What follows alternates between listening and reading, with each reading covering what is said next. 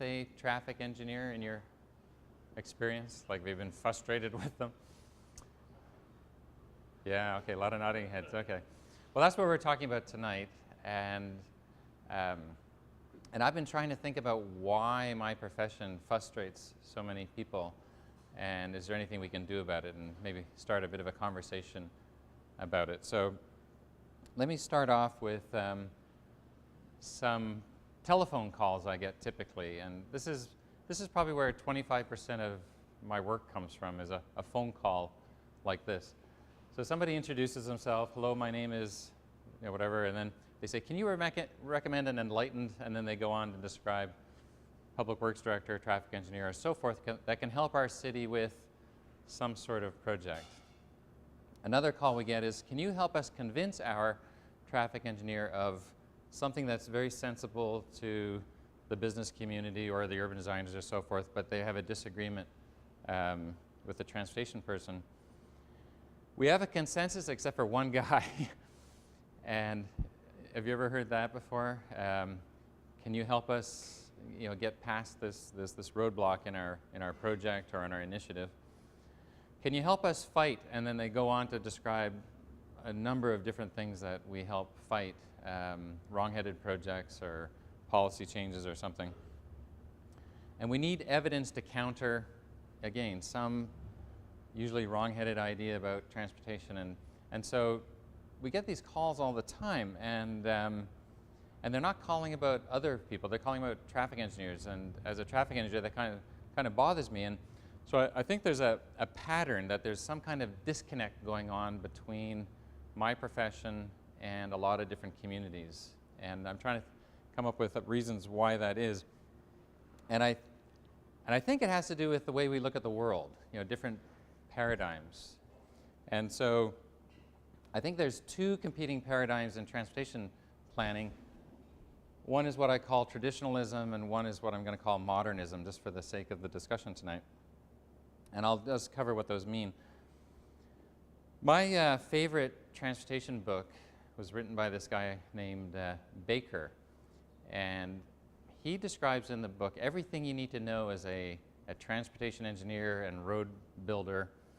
He talks about network, the ratio of access to buildable area. He talks about the purpose of streets. Everything you need to know is in this one book. Now, the book was published first probably 110 years ago, before the car was invented. But it's, in his mind, everything you need to know about transportation is in that book.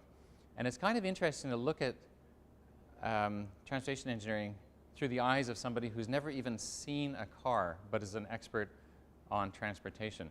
And what are the sorts of things that he talked about?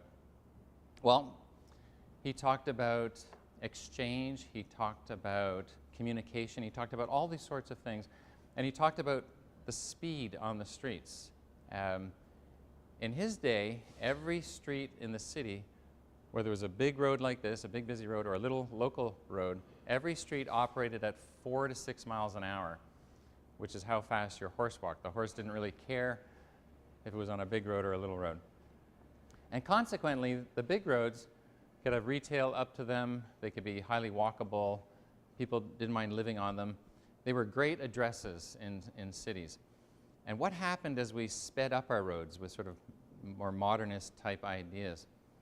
Well, the retail pulled away. Nobody wanted to live there. It wasn't the center of the area anymore. It wasn't a thing that connected the city. It became a barrier in the city, and it came about throughput.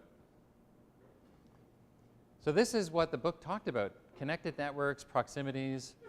It talked about mixes and densities of land uses, creating great addresses. Everything was at slow speeds, walkable environments, and when transit came along, you know, that became another part of the vocabulary of the kind of traditional thinker.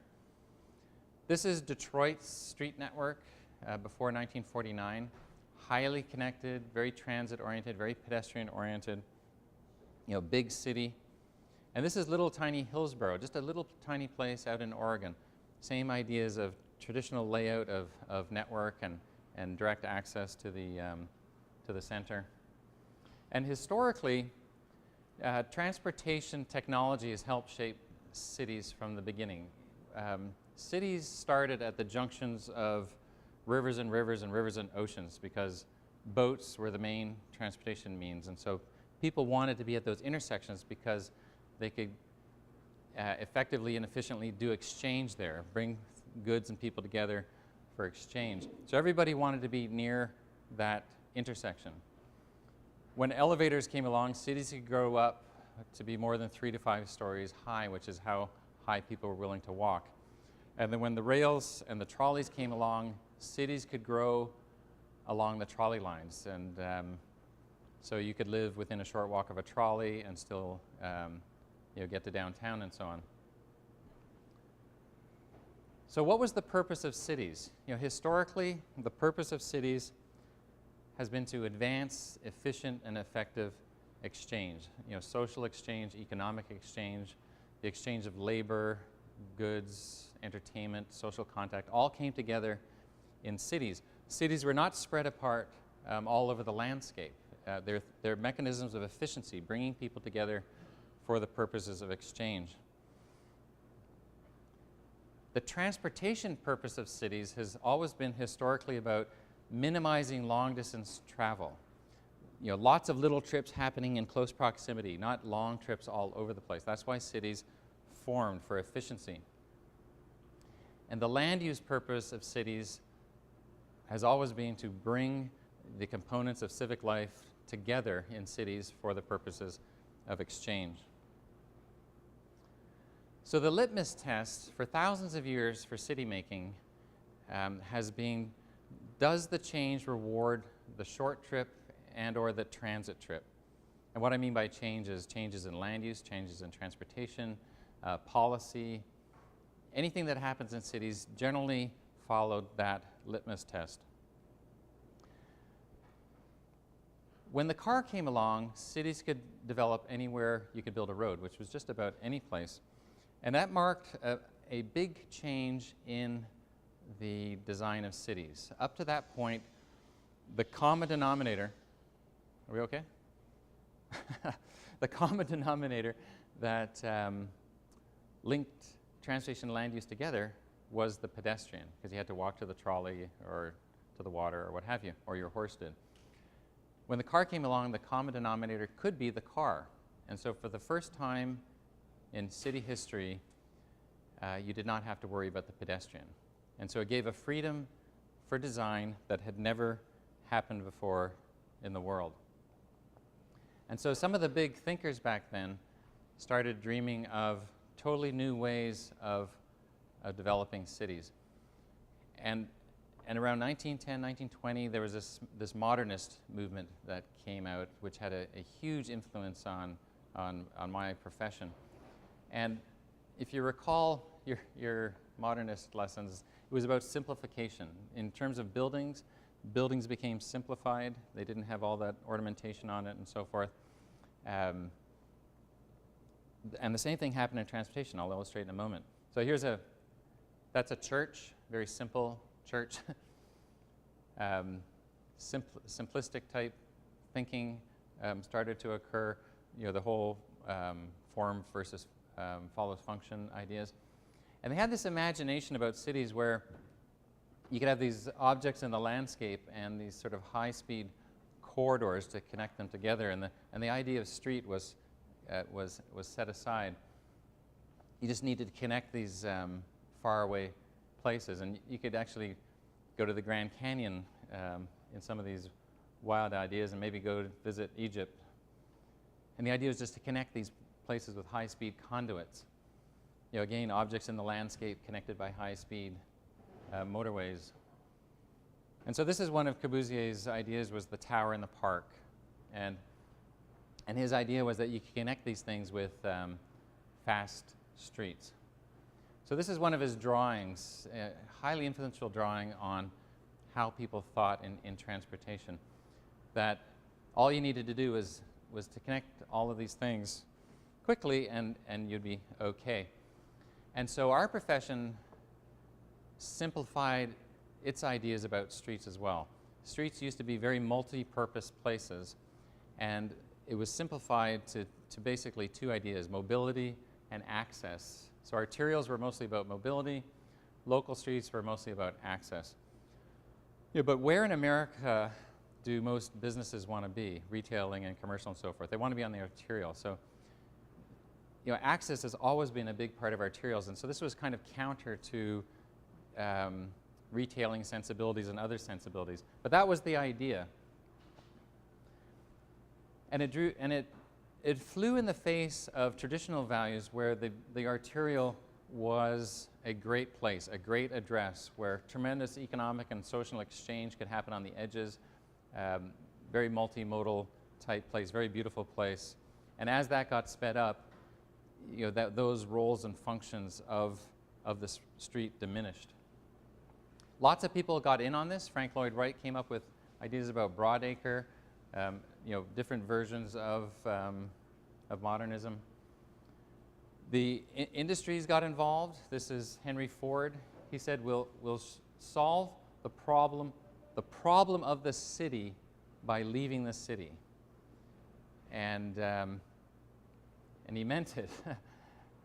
Geddes, a modernist architect, came up with the GM exhibit for the World's Fair in 1939 with the magic motorways. And so the idea was you could connect to anything with these motorways, and you could move around in your personal transportation. Now, this was all made possible by also the idea of experts. And the affairs of the citizens shouldn't be trusted to themselves. They should be guided and conducted by experts. And so traffic engineers were experts, and they knew what to do to help society. And so Henry Barnes was one such expert. He was a very influential traffic engineer. He helped remove trolleys from many cities. So he was putting in kind of modernist ideas and removing more traditional ideas from cities. A lot of these ideas were embodied in the research and the textbooks of the day. Colin Buchanan's book called Traffic in Towns was a hugely influential book. That was when I started. That was considered the Bible. It was on my shelf. Very, very modernist kind of leaning. Things that were really important were levels of service, minimizing delays, fighting congestion, separation of different modes, kind of like the antithesis of traditional thinking. And a lot of that thinking is in our technical books. It's in the Highway Capacity Manual. When you read the first chapter, it talks about the words and the value sets that go with those words. And it's usually about how many cars can cross a line in an hour, delays, levels of service, and this sort of thing. Ideas that promote longer trip making and usually higher speeds. So this is the sort of simpler view of the capacity of streets, how many cars can cross a line in an hour. But we all know that streets have the capacity to do a number of things, particularly arterial streets, which tends to be the rub. They can be great addresses for businesses. They can be recreational facilities. They can create identity. They have all these different roles traditionally, which aren't reflected in sort of modernist thinking. There's what we call the greater good argument, which makes a lot of sense from a certain perspective. If you have tens of thousands of drivers going down a street and there's only perhaps a few hundred residents and businesses nearby, the greater good argument says we should alter the street and the intersections to help the majority who are going through the area. Now, as we help those people, quite often we disadvantage those in the area. So we're rewarding the long trip, the through trip, at the expense of the local trip, the pedestrian trip, the transit trip, and perhaps the place. So the modernist thinking is that lower travel times and higher speeds, more car carrying capacity and less congestion are inherently good. And a lot of us believe that. But when you apply those ideas to every link and intersection, particularly on the arterial roads, what it does, it continually rewards the long trip, and what happens is it tends to export value out of the city to the suburbs, and we've seen that happen in just about every city where the long trip is rewarded at the expense of the city, and value and people investment tends to leave the city and go into the suburbs. So this is Richmond, Virginia, probably about 80 years ago. This is Broad Street. You know, you can see there's a ton of exchange going on. So they've obviously rewarded the short trip and the transit trip in this picture. This map shows Richmond, and if you look, these sort of white bands that surround the roads, those are the walking contours to the trolley lines. So just about everybody in Richmond was within a close walk of a trolley line. So obviously for a long time, this city had a policy of rewarding the short trip and or the transit trip, and had those wonderful outcomes in terms of social and economic exchange on their main shopping street. Until 1949, when they switched their paradigm towards modernist transportation thinking. So that's what it used to be like on Broad Street, and that's what the view is today. So they have systematically rewarded the long trip on Broad Street at the expense of the short trip and the transit trip, which has dramatically reduced social and economic exchange in the downtown. Now they have 2 university campuses, and it's the capital city.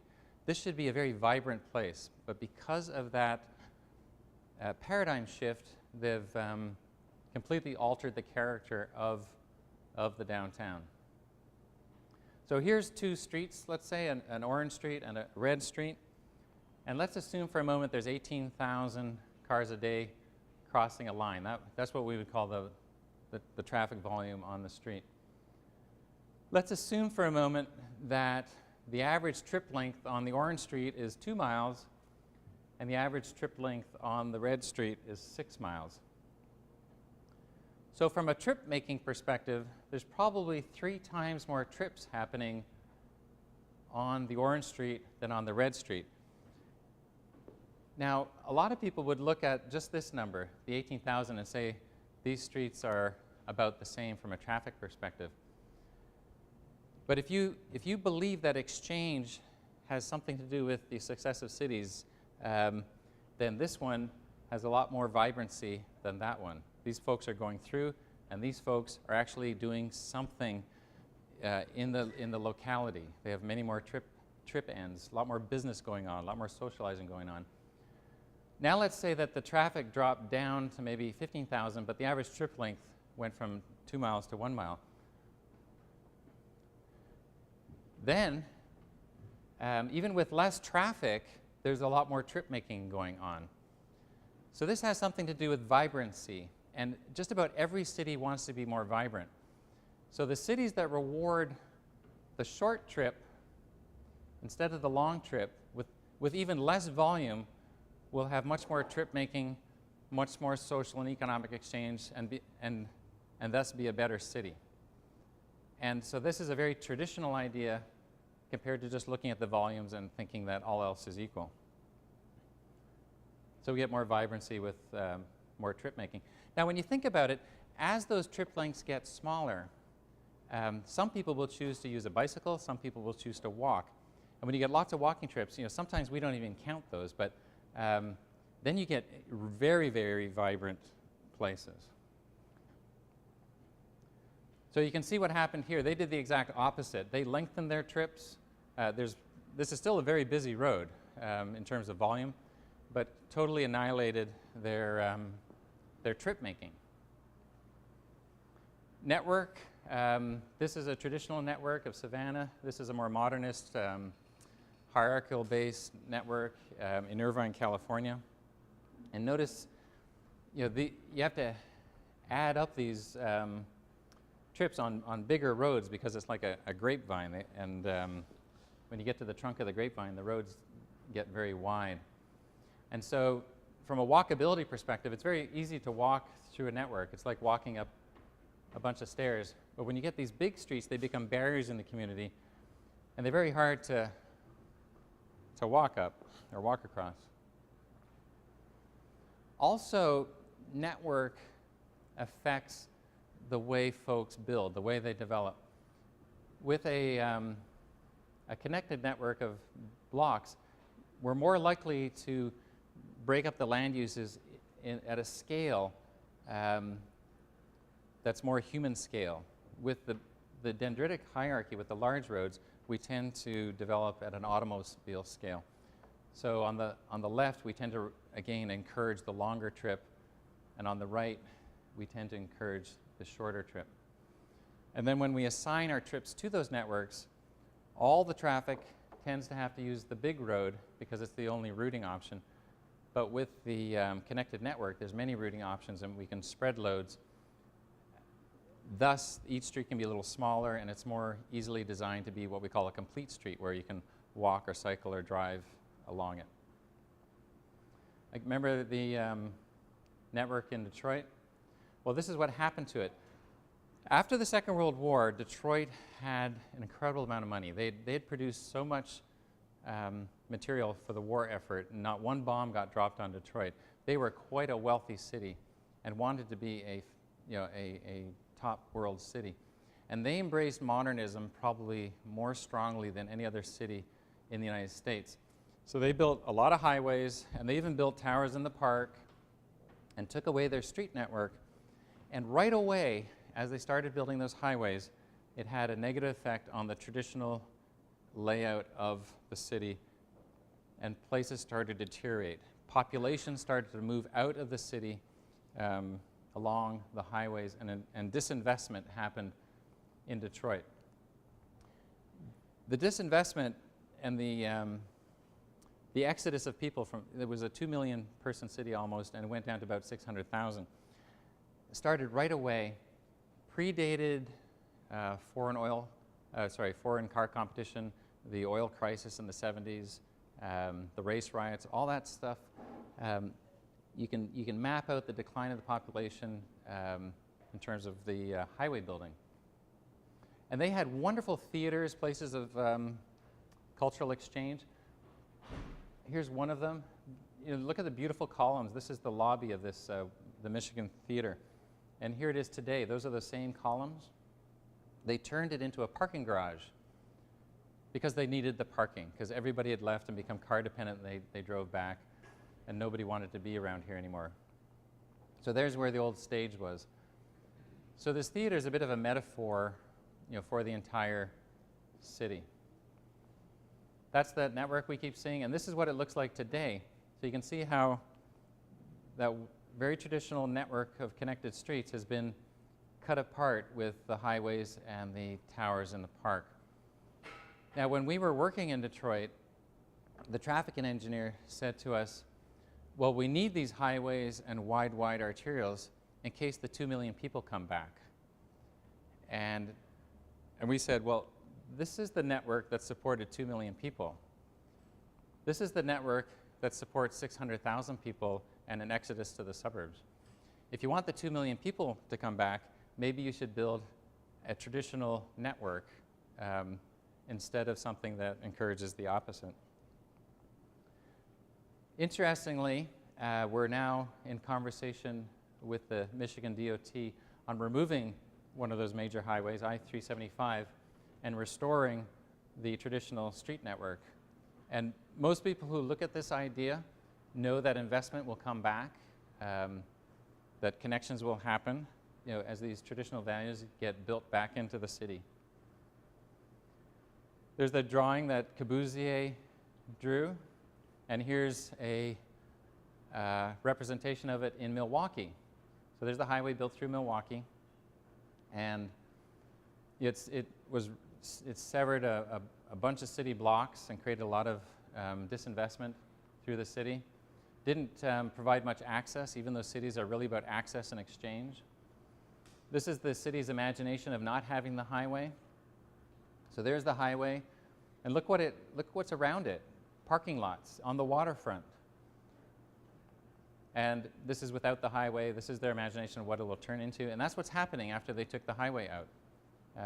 Investments coming back to the city, as traditional values replace the modernist values. This is Savannah, Georgia. This is the place we all think about Savannah, the old part.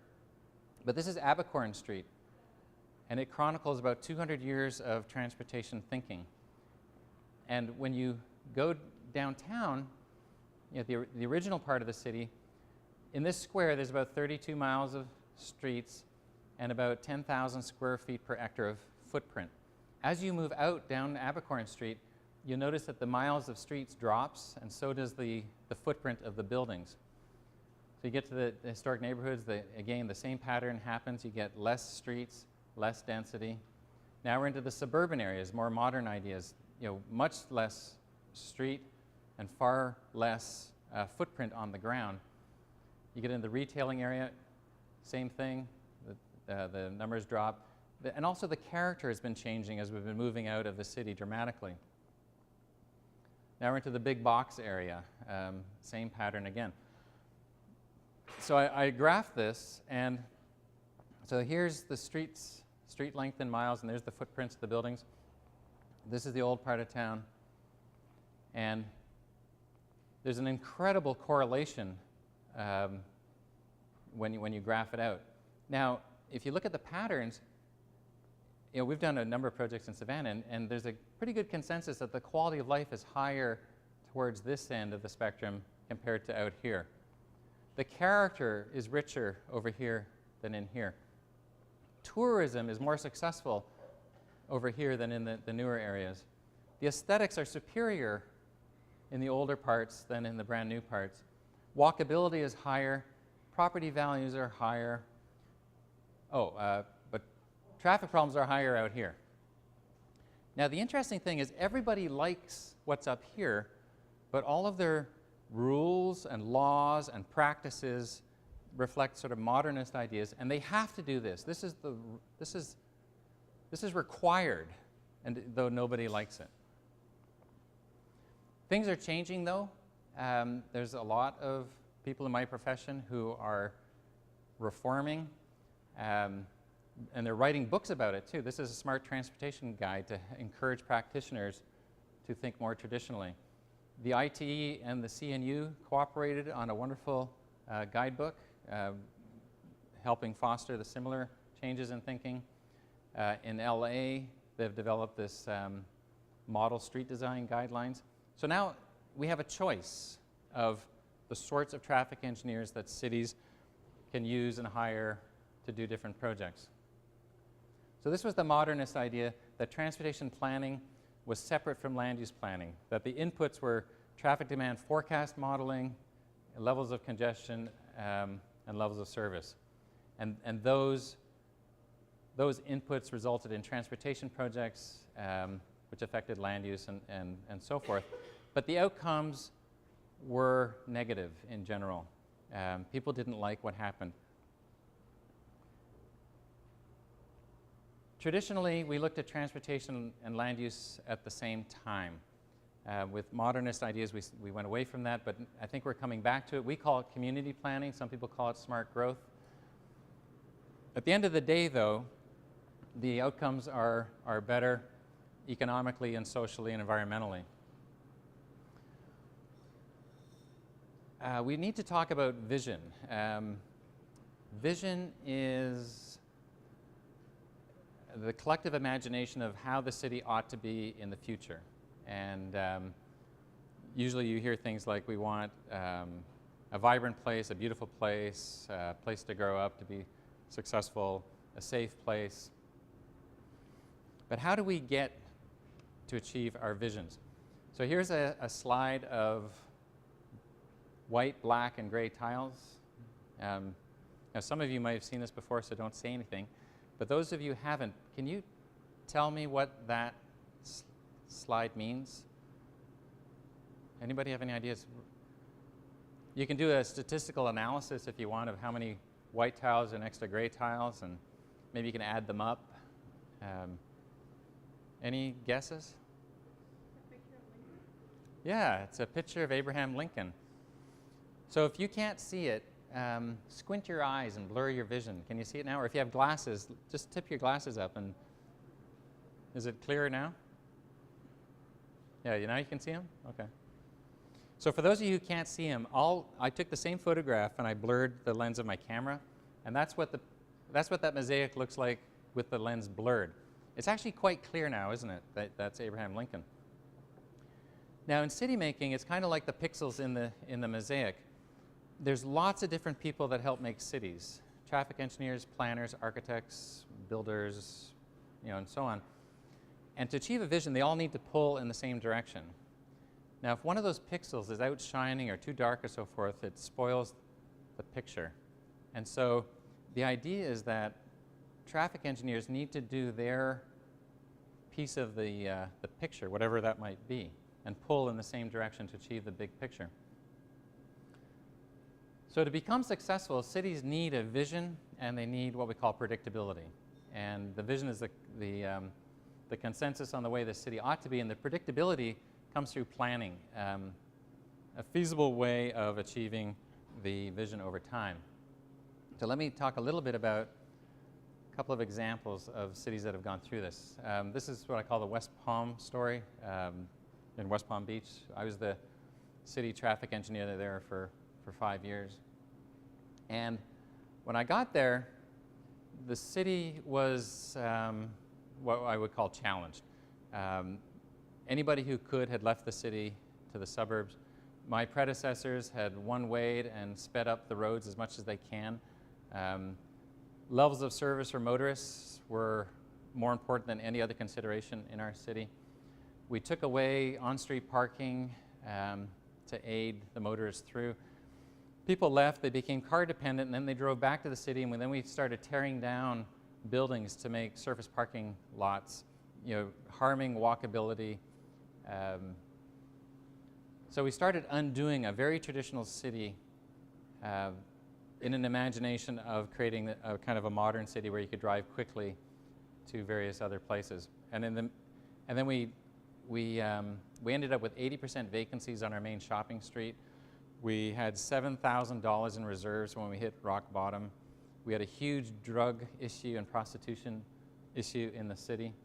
There was no development going on whatsoever, and our streets were just horrible places. And this is where all the people moved to, out into the Everglades. And so here's a big development. There's Everglades, and there's what allowed it to happen. We were building big arterials out to the Everglades to allow those people to become car dependent and then drive back into the city. And this is what the figure ground looks like for West Palm Beach when we got there. All the white spaces were parking lots or just where buildings had been torn down and were fields. So we had a very hollowed out city. And this is what it looked like, just empty parking lots, boarded up buildings, underutilized space. Just a very depressing place.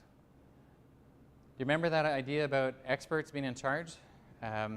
Well, the mayor at the time didn't agree with that, and she agreed with Thomas Jefferson that the ultimate powers of the society needs to be with the people. And if we don't think they're enlightened enough to exercise their control with wholesome discretion, the remedy is not to take it from them, but to inform their discretion. So in the past, the traffic engineers had taken the power from the community and had built these car conduits, and she didn't like that idea, and so she got everybody together in big meetings, and we talked about it. And so we involved all sorts of stakeholders. We just didn't inform them what was going on. We collaborated with folks and empowered them to change their city because we couldn't get any worse. So these are some of the meetings we had, and we developed a plan. We had a vision of a very traditional, beautiful, successful, vibrant city, and we came up with a plan. And we drew what the city ought to look like, and imagined what the buildings could look like and what are now vacant properties. And we codified it. So now we had both vision and predictability. My job was to match the vision with streets. And my predecessors had been busy widening and straightening and speeding up, and we couldn't do that anymore because there was just no space. We'd narrowed the sidewalks as much as we could. We took off the parking. You notice the bushes growing out of the broken windows here of this vacant building. You know, the place, you couldn't do any more conventional projects on there. Now, I'd only been out of school for like 10 years, and you know, I didn't really know what to do. But I could see what had harmed the place, and it looked like way too much space was put out there for the car. So I just did my best and decided to follow my more traditional instincts. So what we ended up doing here was we narrowed the street to 2 lanes, made wide sidewalks, beautified it with trees, slowed it down with raised intersections. So we exchanged modernist value sets in transportation with traditional ones, and that building is now occupied. This was a 4-lane commuter route cutting through this neighborhood. I turned it into a 2-lane commuter route with lateral shifts, and we used the surplus space to build a linear park. Again, traditional values replacing modernist values. This was a 5-lane state arterial that was built through this neighborhood in the 1970s to help commuters from faraway places get to downtown. We turned it into a 2-lane street with nice wide sidewalks, trees, raised intersections at the 2 elementary schools along the way to help the kids cross the street. Again, rewarding the short trips and the sustainable trips over the long trips. This was just an ugly street in the downtown that we made beautiful, made it very pedestrian friendly. This was a 1-way main street. This was where we had 80% vacancies on our main shopping street, and we 2-wayed it, again, rewarding the short direct trip over the through trip. At the end of the street, we took away the turn lanes, the signals, we raised that up to sidewalk level, again, rewarding the short trip, the walking trip, and made it into a place. And investment started coming back to the city instead of migrating out to the suburbs. We made places for people to congregate and to play. We built places for people to sit down and relax. We gave facade grants to places so that they could fix up the public room, the outdoor room of the street, the buildings. And the owners, so there's what it looks like after. And now there's a waiting list to get into what was a vacant building. And where prostitutes used to hang out on the corner, now they can enjoy a nice lunch at the new restaurant that moved in. And then mixed-use buildings started to pop up. This was an old bus station. Now it's a beautiful mixed-use building. Here's another mixed-use building, a really large one, and this is one of the main arterials that goes through town. And this is where the rub happened with the county. The county engineers in their models said that we had to widen the roads because all those empty lots, we were building big buildings on it. And according to the modeling, the city was going to get very congested because it was already congested when we started. And if we increased all these land uses in the absence of transit, it was going to get super, super duper congested. But I was narrowing the road. So this like blew the minds of these folks who really believed in the sort of the modernist ideas of transportation. And they said this was impossible, and we were going to just shut down the city. We attracted grocery stores, affordable housing. These empty spaces turned into vibrant spaces. If you look closely, see that building right there? That's the same building. So we got all this mixed use happening, and the congestion never got worse. The models were wrong. The city isn't the same as what they modeled. It's a different city now. It's a far better city. It's a much more traditional city that people walk and have a lot of social exchange and economic exchange in it now. This was an old building that we renovated, and now it's a place. You know, a lot more trip making, lots and lots more trips. No more traffic though, just lots more trips. So all those changes rewarded the short trip in West Palm Beach. A couple of other examples. This is in Maryland. This is Rockville Pike. Big arterial leaving the north of Washington, D.C. And it got so busy, even though there's a transit station, it got so busy that the county wouldn't allow any more development in here. And all this first generation kind of suburban development was kind of stuck because they couldn't redevelop anything because they didn't have any trips on the big arterial. There's the transit station, but you couldn't walk there. So this is what it's like to walk along that street. Very difficult to cross the street. I believe those ladies are still waiting for a gap to cross the street. Really hostile place. And that's what it looks like on the sides. Again, the idea was you can drive to the different objects in the landscape and you didn't have to worry about the pedestrian. You know, this could be anywhere in the United States on these similar arterials. So these folks in red, the private property owners, actually hired us to help figure this out. And we looked at the street network and we came up with a more traditional street network, more connections, more places to turn, more access. And then with the network, you can see we're rewarding the short trip. These are the pedestrian walks to the transit station compared to what they used to be. So much easier to walk around. And then we planned a BRT down the middle of the arterial with a little circulator bus, creating a very robust transit system in the area. And with the network and the transit, it allowed us to come up with a design for the arterial, which is a complete street, with a double row of trees down the middle, double rows of trees down the edges, beautiful protected bike lanes, wide sidewalks, just like the old traditional pictures. And so this arterial is going to go from a mobility-oriented, simplistic idea to a multifaceted, vibrant place of huge social and economic exchange because we replaced the modernist values with traditional values. This parcel is owned by one of the property owners who wanted to redevelop, and this is their imagination of what it's going to look like. And these are renderings, and now the buildings are getting built. It's actually happening. Investment is coming back to that community. The pressures of sprawl that big arterial created are starting to reverse themselves, and people are moving back into these transit-oriented places. It's a huge success story. Everything about that project, all those changes reward the short trip and the transit trip, a very traditional idea. Second last example, this is in rural Virginia, west of Washington, D.C., in the foothills of the Blue Ridge Mountains. Just beautiful farmland, very horsey country, incredibly historic, a lot of Civil War battles and so on. Just gorgeous rural America.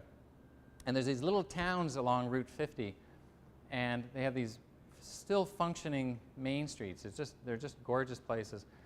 Now, the Virginia DOT was rewarding the long trip along these main streets by turning the main street into what looks like the highway outside of town. And it was starting to harm the towns. Outside of one of the towns, they'd actually four-laned the freeway. Now, if you go towards Washington, you can see where they started four-laning and six-laning Route 50 out of D.C. The development patterns started changing. Sprawl started following the widenings of the road. Now, in our area, in the 1970s, the Virginia DOT did a traffic demand forecast model. Now, the volume was about 18,000 cars in the foothills, and the DOT predicted that it would be 30,000 cars within 20 years, which required the road to be expanded to 4 lanes. In the 80s, the forecasts were repeated, and there was about 18,000 cars on the road, and they said that in 20 years there'd be about 30,000 cars. In the 90s, the forecasts were repeated again. There was about 18,000 cars on the road at the time, and we had to widen the road to 4 lanes because the traffic was coming. Now, when I got involved in the project, there was about 18,000 cars on the road, and the more robust, better modeling said that in 20 years there'd be 30,000 cars on the road. Now, it wasn't lost on the community that that's 25 years after those forecasts, and the volumes hadn't changed. So again, the modeling got it dead wrong. These forecasts could only come true if the road was widened. It was a self-fulfilling prophecy. It was induced traffic that would make that come true. Now, when we got there, it was a context-sensitive design project. The question was, which side of the 3 towns should the bypass go on? They couldn't put the 4 lanes down the main street, so they had to go on one side or the other. So everybody on the north side said, well, it needs to go on the south side, and everyone on the south side said it needs to go on the north side, and there was a bitter fight, divided the towns in half. And we were also asked, how do you design the best highway bypass ever in such a beautiful setting? And what we did was we changed the context-sensitive design project into a context-sensitive solutions project, which means that we didn't have to build the bypasses. So the question changed to, what's the community's vision for the area? How should the area ought to be in the long run? And everybody thought, in the long run, it should be beautiful and pristine and gorgeous and rural like it is now. And was the bypass consistent with that vision? No, absolutely not. It was not consistent. So the decision was, we're not building the bypass. We are going to fulfill the vision of the community. So everybody got involved. There's the mayor. Everybody's got around maps and thought, okay, how do we make this vision happen? There's a bunch of reports made, an original study. So what happened was, historically, if there's one of the towns, that the street was going through the town. Over time, the street was specialized for throughput, with modernist ideas, rewarding the longer trip, dividing the town in half. Now, the DOT's idea was to build bypasses, but the consensus idea was instead to alter the design of the main street so that the town functions and the traffic functions could coexist by slowing things down, making them accessible, making it pedestrian friendly. And that became the vision. Now there's a couple of people in the room who were part of those battles, and remember how the fight was with the DOT. Now eventually the DOT came on board and became our client, and this got built. And now they look at it as a great example of smart growth. But here's what the intersection was and what it's going to be. There is some of the little Main Street visions. And the idea was you'd have high speeds between the towns, low speeds in the town, 25 miles an hour, and then transition zones and entryway features. So the DOT hired us. We did plans for the towns, and it's since been implemented. So in 2005, there were still 18,000 cars, and there's probably still 18,000 cars there now. Again, even in a rural place, all the thinking was to reward the short trip. The last example I want to show you is Vancouver, Canada. A very large city, growing city, population going up, economy rising. But what's going down are the traffic volumes. So they've got lots and lots of trips, lots and lots of little trips, but less traffic. They've got wonderful buildings, a lot of investment coming into here. But what struck us, we met with a lot of the current planners there, and we also met with the former planners, the planners that were in charge of the city in the 70s, the people who stopped the highway building and didn't allow it to come into Vancouver, even though the fashion of the day was modernism and we were putting highways and widening highways in cities. They did not agree with that. They said, no, we're more traditionally minded, we're not doing that. And we heard this over and over. It's not about balance. They said it's about priorities. If your priority is walkability, if your priority is economic exchange and jobs, if your priority is safety, that's what you invest in. Again, the litmus test in Vancouver was they are supporting short trips and transit trips. So we've looked at old places, capitals, big places, little towns, rural towns, huge city. In every single case where traditional values have been employed, the places have got better, and where modernist values were employed, the places got worse. So I would argue that the transportation purpose of cities is still efficient and effective exchange. I would also argue that the transportation purpose of cities is to minimize long-distance travel.